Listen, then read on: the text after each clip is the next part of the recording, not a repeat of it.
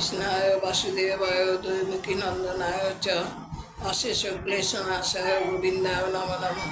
হে কৃষ্ণ করুণা সিন্ধু দীনবন্ধু জগৎপতি গোপেশ গোপিকা কান্ত রাধাকান্ত নমস্তে।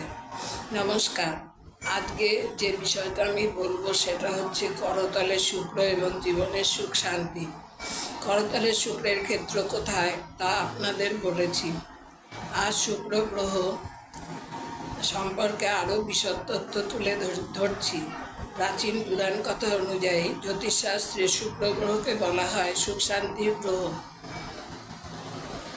সে প্রেম, প্রতিকৌশল, রাজনৈতিক দক্ষতা, সৌন্দর্য জ্ঞান, তন্ত্রমন্ত্র বিদ্যা, দাম্পত্য জীবনের ধারা এবং আয়ুকারক গ্রহ এবং বিভিন্ন ব্যাধির কারক গ্রহ।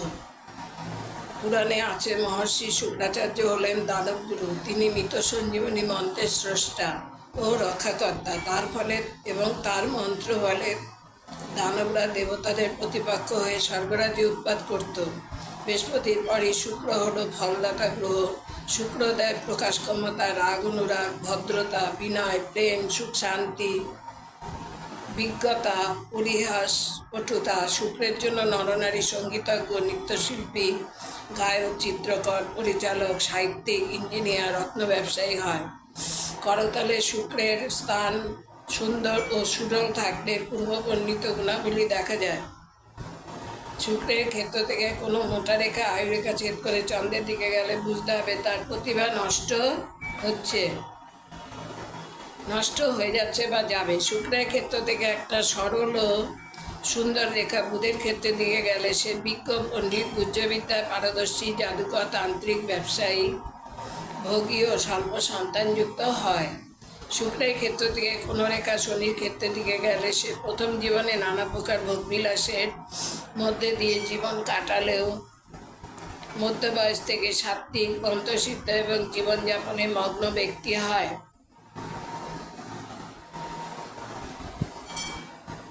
এবং সব ব্যাপারে নির্বিকার থাকে, কন্যা লাভ হয়। শুক্রের ক্ষেত্র থেকে কোনো রেখা রবির ক্ষেত্রের দিকে গেলে তেজস্বী, ভণ্ড, অমানী, লোভী, মস্তিষ্ক যন্ত্রণায় অস্থির, রক্তচাপ বৃদ্ধি, ব্যাধিগ্রস্ত, লোকমান্য হয়েও অপবাদ লাভ করে। শুক্রের ক্ষেত্র থেকে কোনো রেখা বৃহস্পতির ক্ষেত্রের দিকে গেলে সে উৎসাহী, কষ্ট সহিষ্ণু, নারীপ্রিয়, মূত্ররোগী, সাহিত্যিক, বাচাল, চতুর হয়। শুক্রের ক্ষেত্রে বৃহৎ ত্রিভুজ থাকলে তার বউ থাকলেও বহু নারীর সঙ্গে বিয়ে হয়। শুক্রের ক্ষেত্রে বৃহৎ চতুর্ভুজ থাকলে জাতক বহু নারীর সঙ্গে সম্পর্ক স্থাপন করে। এবার হাতের দ্বারা বোঝাচ্ছি, এটা হচ্ছে শুক্রক্ষেত্র, এটা শুক্রের স্থান, এখানটা হচ্ছে রাহুর স্থান। এবার শুক্রক্ষেত্র থেকে একটা রেখা উঠে শনির ক্ষেত্রে গেছে, যে রবির ক্ষেত্রে, এটা রবির ক্ষেত্রে গেছে। এটা হচ্ছে এই রেখা উঠলে তেজস্বী, ভণ্ড, লোভী, লোকমান্য হয় কিন্তু অপবাদ লাভ করে। শুক্রের ক্ষেত্রে থেকে একটা রেখা বুধের দিকে গেছে, এটা বুধের আঙুল, এটা রবির আঙুল, এটা বুধের আঙুল। এর ফলে কী হবে? জাতক বিজ্ঞ, পণ্ডিত, জাদুকর, তান্ত্রিক, ব্যবসায়ী হয়। শুক্রের ক্ষেত্র থেকে একটা রেখা শনির দিকে গেছে, এটা শনির আঙুল। প্রথম জীবনে ভোগবিলাসে কাটায়, মধ্যবয়স থেকে সাত্ত্বিক ও মন্ত্রসিদ্ধ হয়। শুক্রের ক্ষেত্র থেকে একটা রেখা বৃহস্পতির দিকে গেছে, এটা বৃহস্পতির আঙুল। উৎসাহী, কষ্ট সহিষ্ণু, মূত্ররোগী, সাহিত্যিক, বাচাল ও চতুর হয় এটা। এবার শুক্রের ক্ষেত্র থেকে একটা রেখা চন্দ্রের স্থানে গেছে, জাতকের প্রতিভা নষ্ট হয়। শুক্রের ক্ষেত্রে যদি বড় একটা ত্রিভুজ থাকে, বহু নারীর সঙ্গে বিয়ে হয়। শুক্রের ক্ষেত্রে যদি একটা চতুর্ভুজ থাকে, বহু নারীর সঙ্গে সম্পর্ক থাকে। তাহলে এটা হাত, এটা বৃহস্পতির রেখা, এটা শনির রেখা, এটা রবির আঙুল আর কি।